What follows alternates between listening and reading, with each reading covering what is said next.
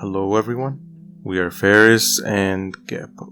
The developers of an indie game you may have seen around lately, Garten of Banban. There have been YouTubers and streamers playing it, clones on the Play Store, animations, and bird memes.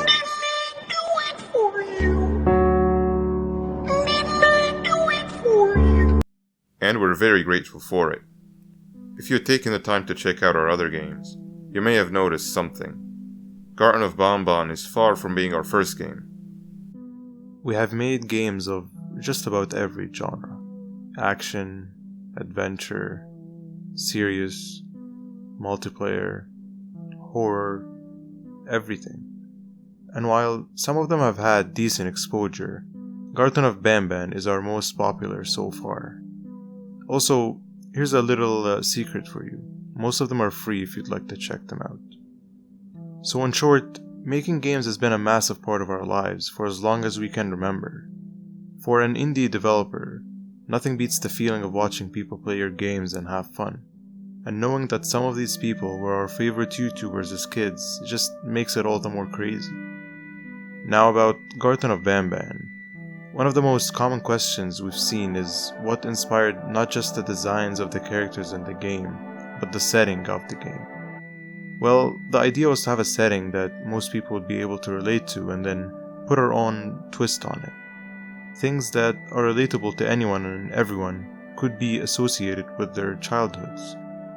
We've had this idea for a while now, and a correct implementation is what we needed. After a lot of brainstorming and thinking, a light bulb appeared over our heads, where the idea came through. A kindergarten. Most people have been to kindergarten, and therefore most people would feel uncanny in a twisted kindergarten, and that formed the basis of our game. After deciding what kind of vibe we wanted for the game, which was a mix of unsettling and liminal, we decided to move on to the design of the character. And right off the bat, we knew two things about the monsters we wanted to design. One, that they needed to be very fitting in a kindergarten setting, and two, that they needed to look creepy as 3D monsters. We decided to go with a style that mimicked those murals and drawings you can expect to see drawn all over the walls of a kindergarten. But also we decided to have them look like they were drawn by a creative kindergartner. And the result was the cast you're probably familiar with at this point. 6 cute monsters, all smiling and laughing, with each looking vastly different from the other. And that was how the Banban gang was born. After finalizing the setting and characters, the next thing to tackle was gameplay. A unique mechanic was needed to make the game stand out. Something that would help the player progress through the game and not be a burden or an annoyance.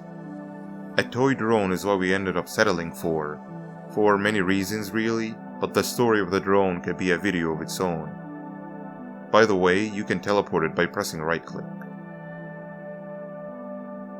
And that formed the basis on which we designed Garten of Banban. Of course, there are many things that came down the line, such as the gameplay and just how overall the game was going to play out. While deciding how the game was going to play out, we needed to keep our plan realistic and doable. After all, we both have university as well, so we needed to find a good balance between our studies and what we love doing most, making games. But we pulled through and managed to finish the game, which we are very proud of. We are currently working on the second Garten of Banban, and it will be bigger, better, and scarier than the first game.